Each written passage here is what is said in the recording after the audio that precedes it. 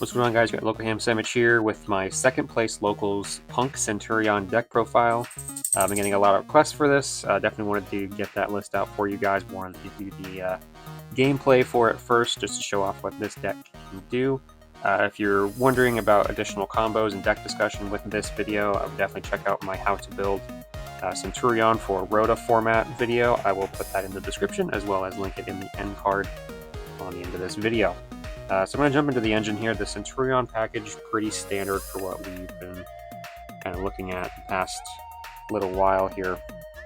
So 3 Primera, 3 Trudea, 1 Autry, 1 Gargoyle, 3 stand-up with the 1 Terraforming, 3 Emblema Oath, the misprint version there, and then the Wake Up, the Bonds, and 2 Phalanx. I've been kind of pilled on 2 Phalanx ever since I saw Pack running 2. I think 2 is pretty good, especially if you draw the 1. It still leaves 1 in deck for Wake Up, and you can still just hold the 1 in your hand as an extra interruption for your end of your combo. Yeah, I just think it's more versatile that way. I don't like Emmet. I don't think the Emmet or the Counter Trap are very good comparatively to the rest of the engine. They're kind of bricky. And again, this deck already has a few in-engine bricks that you don't really ever want to see all that much. So you kind of want to minimize the brickiness. Because if you're drawing Phalanx over Emmet or True Awakening, those are still, or rather, you can still set the Phalanx for 1 interruption if your hand really is a dead brick.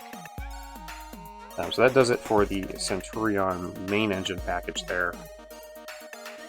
And then moving on to the P.U.N.K package, it's pretty small.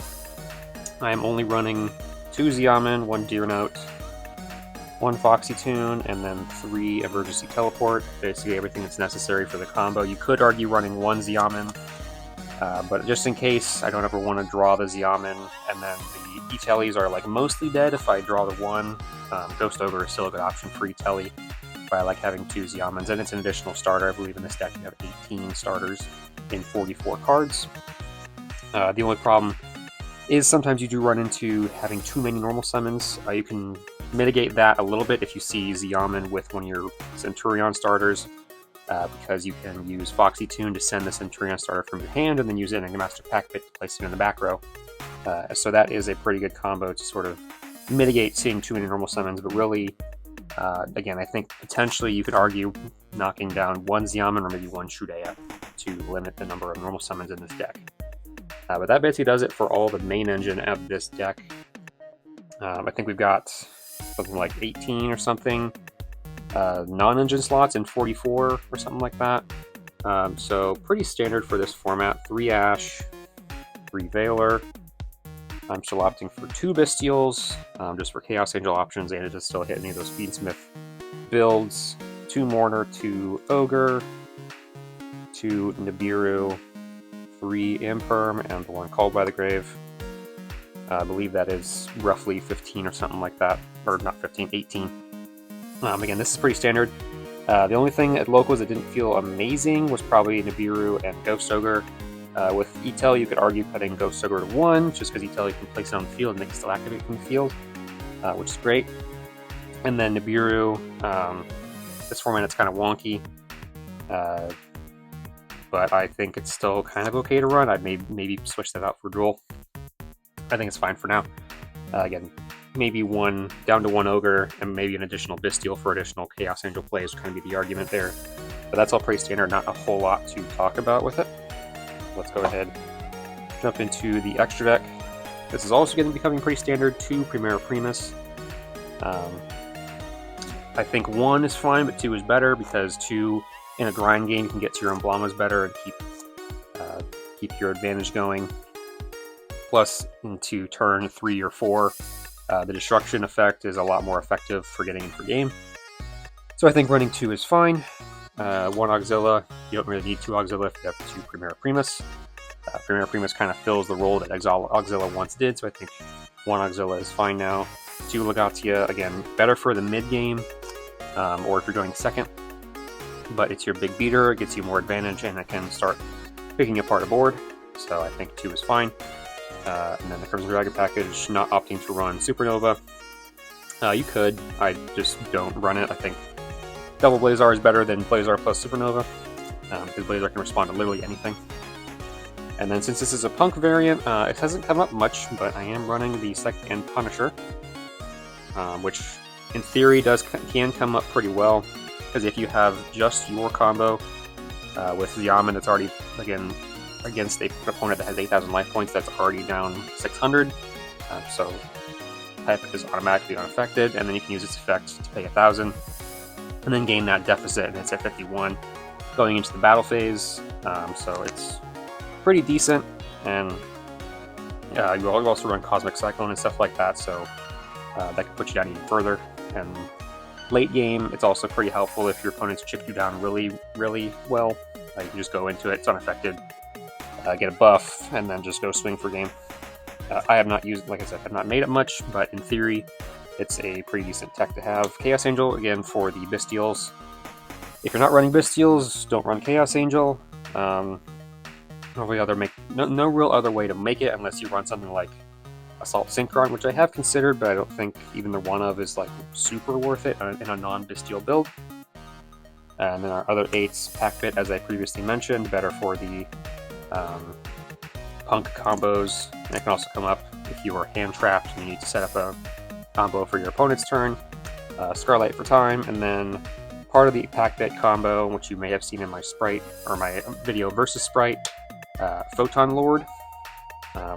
1 E-Telly is a pretty easy rank 8 on your 5th summon, so if you're really worried about Nibiru, you can make this, and it comes up pretty well. It's 3,000 defense, put it in defense mode. If it has Pack-Bit underneath it, it's 1 interruption becomes 2. You can negate a monster, and then put maybe that same monster or a different monster in the back row on the opponent's turn. Costs you a discard, but that's fine. So I think that's pretty good. And as you may have seen, if Photon Lord even leaves the field without being able to activate, this can still get you additional advantage if it's sent to your grave and this is removed. So I think that's pretty good.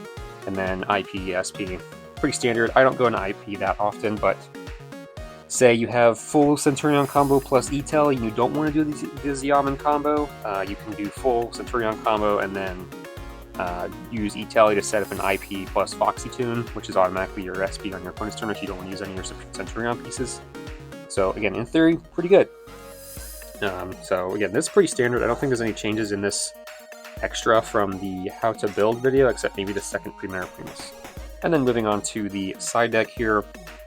I think ever since Pack made his video, this has become like the pretty standard Centur-Ion side deck.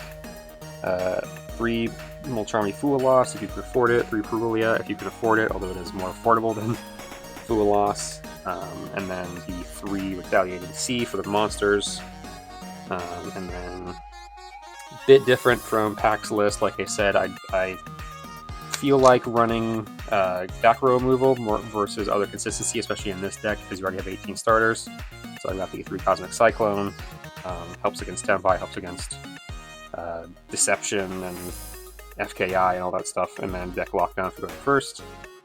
So basically, these 9 are better going second, although you can use Cosmic sort of as your flex, and then deck lockdown better for going first. Retaliating Sea you can argue running going first against some certain decks. You can set up your board and then just add a Retaliating Sea to it when they activate a spell card that specials. Pretty alright. Making any changes, I think Retaliating Sea kind of felt like underwhelming on last Tuesday, just because the matchups weren't like super favorable for it.